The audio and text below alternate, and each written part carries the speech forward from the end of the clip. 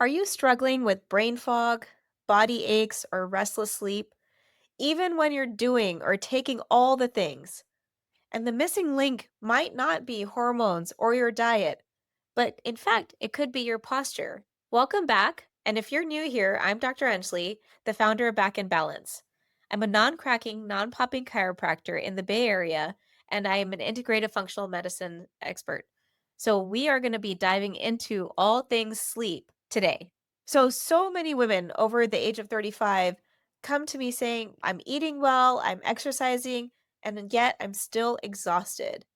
And often they've never been told about how their structure, meaning their spine, their posture, and even their sleep positions, is actually draining their energy. So today we're going to be showing you why alignment is the foundation for sleep and energy, and the simple reset steps that you can start tonight.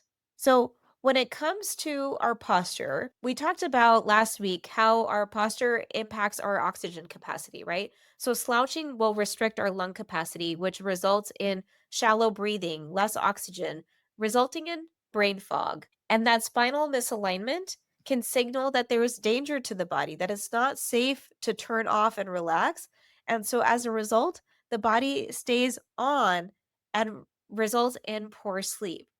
So for every 10 degrees of coming forward in your neck, like in that tech neck position, right? If you're hunched over your phone or your laptop, or nursing mother's neck, the original tech neck, carrying a baby and looking down and having your head be in that forward position puts a lot of extra stress on the muscles in our neck and our upper body, right? Because our spine was designed to support our head, right?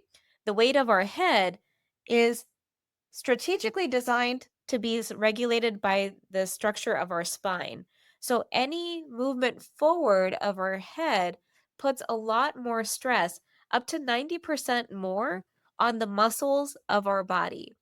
And think about that for a second. We talked about stacking our spine and how, if we are carrying grocery bags, having our arms deviate away from being straight down results in more work, more effort, creating more fatigue on the muscles. And now we're talking about maintaining this hunched over position or posture for hours a day. And that can create excessive fatigue on the muscles. So, no matter all the coffee you drink, all the sugar that you can eat, all the melatonin that you can take, all the whatever it is that we're doing to help manage our energy and our sleep, if we're not getting to the crux of our alignment and supporting our structure with that, then all of that stuff just becomes a really, really temporary band aid at best. We want to make sure that we're supporting our sleep and our energy at any stage of life. But this matters even more after we turn 35, right? That magic transition area when we suddenly become advanced maternal age or geriatric pregnancy age. But there are a lot of natural hormonal shifts that tend to start happening, right? Whether you start entering more of the perimenopausal state or whatever that might look like for you in terms of your health history, your family history. So sleep starts to become more fragile, right? So whether you are tending to notice either more restless sleep, or if you're starting to experience night sweats, whatever that might look like, sleep becomes a little bit more interrupted. Or for a lot of people, it means that they are using the restroom at a lot more frequency in the middle of the night. So we talk about that in a different video. A lot of times it's also the years of stress patterns that have stacked up, right? Because our body is constantly adapting and compensating for all the different stresses that we experience. Stress can be physical, structural stress, nutritional, chemical stress, mental, emotional stress. So it could be years of patterning of how you sit and work in front of your computer, or how you do your work depending on whatever your job is or whatever kind of postures are required. It could be if you are in parenting posture, right? Carrying the kids on one hip, or carrying the diaper bag on one shoulder, or trying to navigate multiple kids and multiple bags and all the things to minimize the trips, or even just carrying the kids, right? Kids outgrow our technical weight allowance, if you will, at a very early age, because technically we shouldn't be carrying more than 10 to 15% of our body weight, and most kids will outgrow that for most adults within months or within the first year of life. And you're still carrying them, right? Because they're little, they want to be carried. And so all of these stress patterns can stack up and create muscle memory patterns in our bodies. Structure can really tip the balance of our well-being towards energy or towards exhaustion. So let's talk about how we can improve some of our sleep positioning, sleep posture. So if you sleep on your side, I will always recommend trying to sleep with a pillow in between your knees so that it helps keep your pelvis in better alignment. Because when you sleep on your side, right, typically the top leg falls onto the bottom leg or onto the bed. And then depending on how long you stay on that side for, it creates muscle memory patterns for the muscles to compensate or contract in an imbalanced way.